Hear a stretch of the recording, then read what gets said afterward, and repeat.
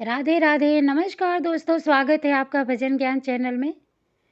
दोस्तों, घर में बरकत लाने के लिए हमें रोज 10 काम रोज करने चाहिए। काम कई बार लाख कोशिशों के बाद भी घर में बरकत नहीं होती है। अधिक मेहनत करने के बाद भी सफलता हासिल नहीं होती है। ज्योतिष शास्त्र के अनुसार घर में कई बार नकारात्मक ऊर्जा अधिक होने के कारण या फिर देवी देवता पितरों का आशीर्वाद न होने के कारण भी शारीरिक, मानसिक, आर्थिक और पारिवारिक समस्याओं का सामना करना पड़ता है। कई बार तो बनते बनते काम बिगड़ने लगते हैं। ऐसे में आप चाहे तो इन उपायों को अपना सकते हैं। वास्तुशास्त्र के अनुसार इन उपायों को अपनाने से व्यक्ति के घर में सकारात्मक ऊर्जा का प्रभाव बढ़ जाता है। इसके साथ ही सुख, समृद्धि, धन संपदा की प्राप्ति होती है।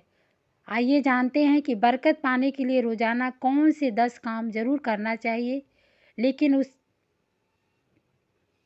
उसके पहले अगर आपने मेरे चैनल को सब्सक्राइब नहीं किया है तो आप सब्सक्राइब कर लीजिए और कमेंट बॉक्स में वीडियो कैसी लगती है आप ज़रूर लिखें। नंबर 1, किसी भी मांगलिक या फिर शुभ काम में कपूर का विशेष महत्व है। माना जाता है कि घर में कपूर जलाने से वास्तु दोष के साथ नकारात्मक ऊर्जा से छुटकारा मिल जाता है। इसलिए सप्ताह में एक बार कपूर जरूर जलाएं। ऐसा करने से सकारात्मक ऊर्जा अधिक पैदा होती है। प्रकृति का नियम है कि आप जितना देते हैं वह उसे दुगना करके लौटा देते हैं। यदि आप धन या अन्न का दान करते हैं, यदि आप धन या अन्न को पकड़ कर रखेंगे तो वह छूटता नहीं जाएगा। और दान में सबसे बड़ा दान है अन्नदान। इसलिए उपाय करने से घर में अन्न के भंडार भरे रहते हैं। नंबर 2, शाम के समय पूजा करते समय सरसों के तेल का दीपक जलाएं और उसमें 2 लौंग भी डाल दें। आप चाहें तो यह दीपक रोजाना प्रवेश द्वार के दोनों ओर या फिर एक तरफ जला सकते हैं। ऐसा करने से देवी देवता के साथ पितरों का आशीर्वाद प्राप्त होता है, जिससे घर में बरकत होती है। घर में जब भी रोटी बनाएं तो तवा गर्म होने के बाद उसमें थोड़ी सी दूध की छींटे ज़रूर मार दें। माना जाता है कि ऐसा करने से हर तरह की दोषों से छुटकारा मिलती है। इसके साथ ही पहली रोटी गाय को खिलाएं। इस रोटी में एक आटे की गोली के साथ थोड़ा सा गुड़ या फिर चीनी रख सकते हैं। रोजाना पक्षियों को दाना खिलाना भी काफ़ी अच्छा माना जाता है। इससे कुंडली के हर दोषों से छुटकारा मिल जाता है। इसके साथ ही जीवन में तरक्की, सुख, समृद्धि आती है। ज्योतिष शास्त्र के अनुसार सूर्यास्त के समय या फिर बाद में झाड़ू नहीं लगाना चाहिए। माना जाता है कि ऐसा करने से माँ लक्ष्मी घर से चली जाती हैं और अलक्ष्मी का वास हो जाता है और दरिद्रता पीछा नहीं छोड़ती है। नंबर 3, भोजन की थाली को हमेशा चटाई, चौक या टेबल पर सम्मान के साथ रखें। खाने की थाली को कभी भी एक हाथ से ना पकड़ें। ऐसा करने से खाना प्रेत योनि में चला जाता है। भोजन करने के बाद थाली में ही हाथ ना धोएं। थाली में कभी जूठन ना छोड़ें। भोजन करने के बाद थाली को कभी किचन स्टैंड, पलंग या टेबल के नीचे ना रखें, ऊपर भी ना रखें।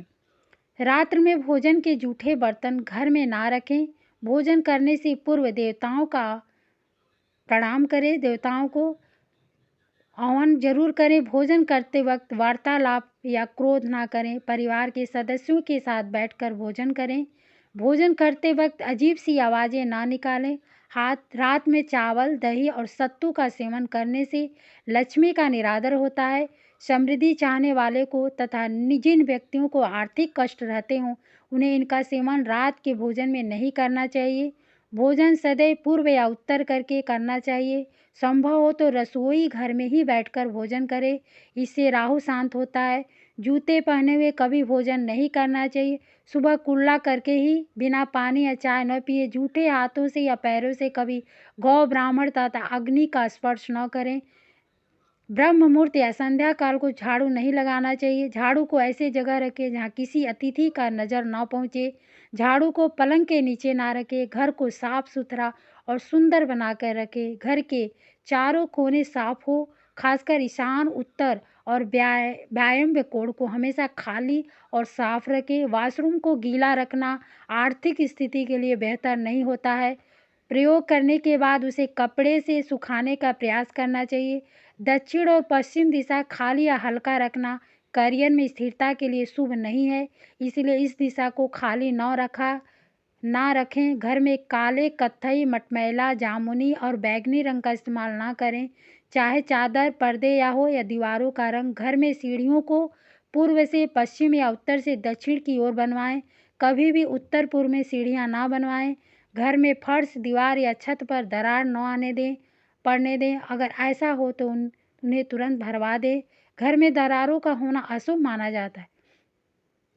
स्त्री का सम्मान करें। दक्षिण दिशा में पैर करके न सोएं। शर्ट और पैंट की जेब फटी हो तो उसे ठीक करवाएं। बटुए या रुपये को पैंट की पीछे वाली जेब में ना रखें। किसी भी प्रकार का नशा न करें।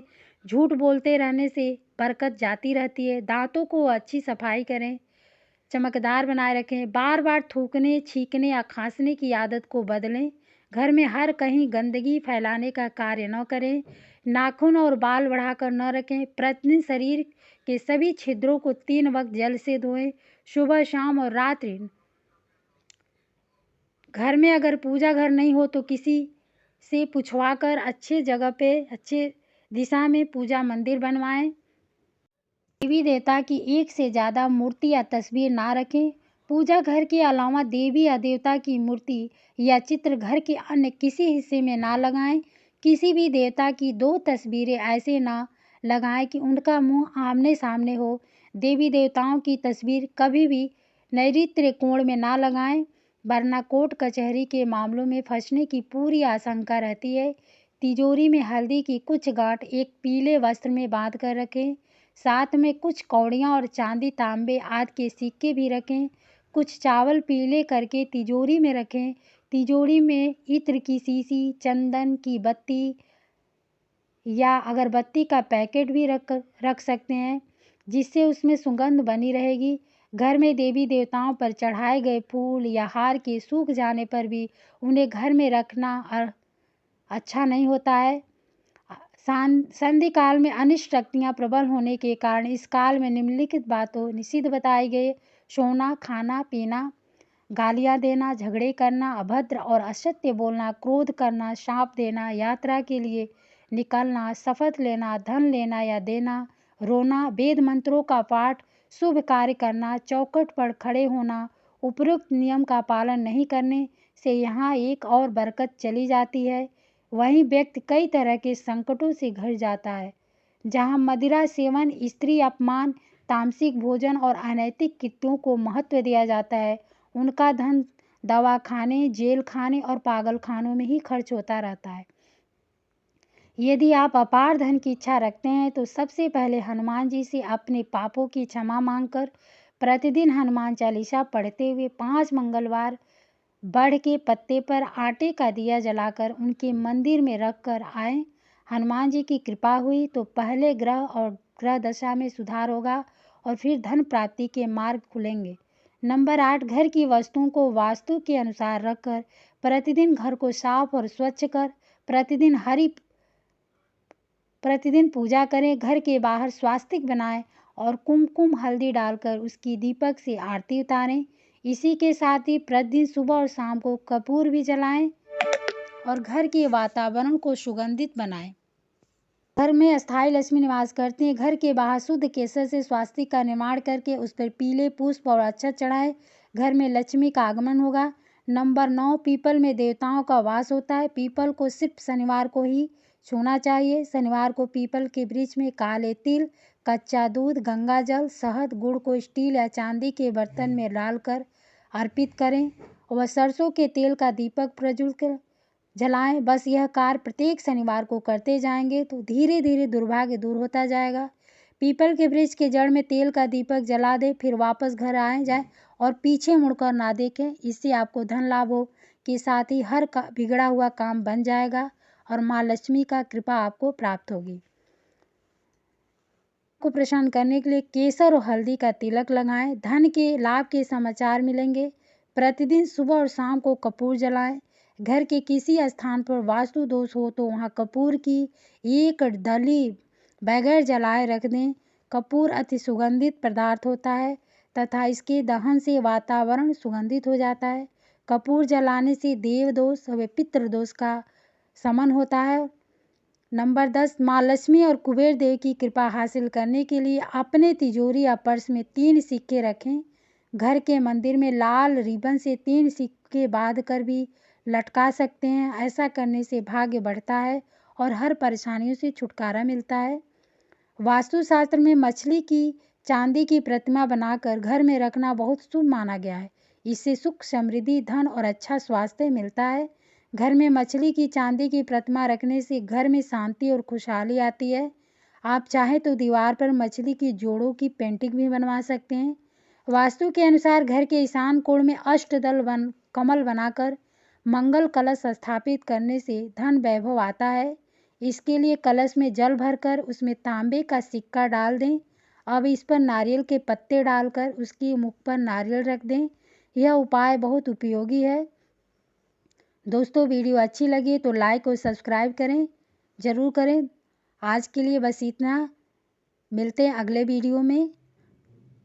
अंत तक वीडियो में बनने के लिए आपका धन्यवाद।